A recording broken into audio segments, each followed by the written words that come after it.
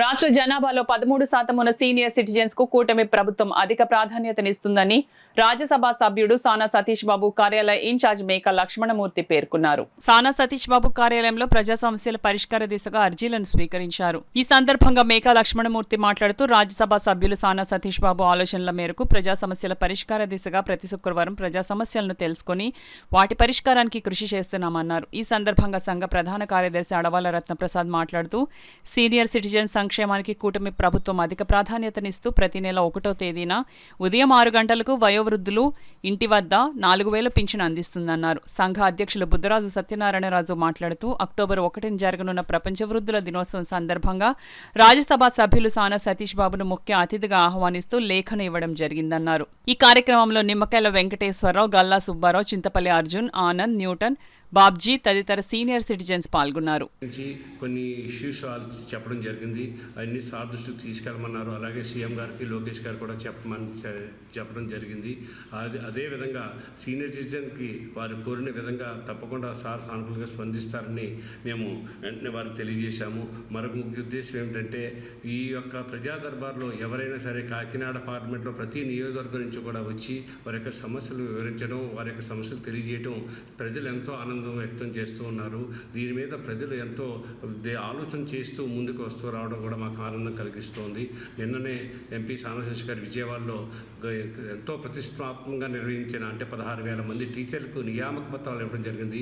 ఆ సందర్భంలో గౌరవ ముఖ్యమంత్రి గారు నారా చంద్రబాబు నాయుడు గారు, ఉప ముఖ్యమంత్రి పవన్ కళ్యాణ్ గారు, లోకేష్ గారు, అనేక మంది మంత్రులు, అధికారులు కూడా పాల్గొన్నారు. ఆ సందర్భంగా సానా సతీష్ గారు ఫౌండేషన్ నుంచి జిల్లాకు సంబంధించి అనేక మందికి మెటీరియల్ అంటే పరీక్ష రాయడం కోసం మెటీరియల్ ఇవ్వడం జరిగింది. ఆ మెటీరియల్ చదివిన చాలామంది కూడా సెలెక్ట్ అవ్వడం సార్ యొక్క ఆనందం ఎంతో ఆనందం జరిగింది. ఎందుకంటే నిన్న డిఎస్సి నియామకంలో మన జిల్లాకు సంబంధించిన వారందరూ కూడా సార్ని కలిసి మీ ఫౌండేషన్ ద్వారా కూడా మేము మెటీరియల్ తీసుకున్నామని చెప్పడం, సార్ వెంటనే వాళ్ళకి అభినందనలు తెలియజేయడం, మిగతా వారందరినీ కూడా అభినందించడం జరిగింది. మరొకసారి ప్రజా దర్బార్కి చేసిన ప్రజలందరికీ, పెద్దలకి అందరికీ కూడా ఆఫీస్ తరఫున అభినందనలు తెలియజేయడం. మన రాష్ట్ర జనాభాలో 13% సీనియర్ సిటిజన్స్ ఉన్నారు. వారి యొక్క సౌలభ్యం కోసం మరి ముఖ్యమంత్రి చంద్రబాబు ఇప్పటికే పలు కార్యక్రమాలు నిర్వహించడం జరుగుతుంది. ముఖ్యంగా వృద్ధాప్య పెన్షన్లు 4,000 రూపాయలు చేసి వృద్ధులందరూ కూడా ఎంతో ఆర్థిక భరోసా కల్పించారు. అదేవిధంగా ఆర్టీసీ బస్సుల్లో 25% రాయితీ ఇచ్చినందుకు కూడా ముఖ్యమంత్రి గారికి ప్రత్యేకంగా కృతజ్ఞతలు తెలుపుతున్నాము. అదేవిధంగా మరి సీనియర్ సిటిజన్స్ 13% ఉన్న సీనియర్ సిటిజన్స్ సమస్యలు తెలుసుకోవడం కోసం ఒక కమిషన్ ఏర్పాటు చేసి వారి యొక్క సమస్యలు తెలిసిన పరిష్కారం కృషి చేసి కోరడానికి కమిషన్ ఏర్పాటు చేయమని సందర్భంగా ముఖ్యమంత్రి గారిని కోరుతున్నాం. ఇప్పటికే కేరళ, మహారాష్ట్ర తదితర రాష్ట్రాల్లో ఈ కమిషన్ ఏర్పాటు చేశారు. అదే మన రాష్ట్రంలో కూడా కమిషన్ ఏర్పాటు చేయాలని, అదేవిధంగా తిరుపతి దేవస్థానంలో సీనియర్ సిటిజన్స్కి ప్రతిరోజు కూడా 2 స్లాట్లు ఇవ్వడం జరుగుతుంది. ఇలాగ సీనియర్స్ ఎవరైనా వెంకటేశ్వర దర్శనానికి వెళ్తే ఒక అరగంటలో బయటకు వచ్చే విధంగా అక్కడ సీనియర్ ప్రత్యేక దర్శన వేళలు ఏర్పాటు చేశారు. అదే మన రాష్ట్రంలో ఉన్న మరి విజయవాడ కనకదుర్గాలయం, అదే అన్నవరం, వాడపల్లి వెంకటేశ్వర స్వామి, తొలి తిరుపతి ఇటువంటి ప్రధాన దేవాలయాల్లో కూడా సీనియర్స్ నుంచి ప్రత్యేక దర్శన వేళలు కేటాయించాల్సి కోరుతున్నాం. అదేవిధంగా కాకినాడ ప్రభుత్వ ఆసుపత్రిలో సీనియర్ సిటిజన్స్కి ప్రత్యేకంగా క్యూ లైన్ ఏర్పాటు చేయమని, ఇటువంటి సమస్యలను కూడా వారికి దృష్టికి తీసుకెళ్ళడం కోసం ఈరోజు రావడం జరిగింది.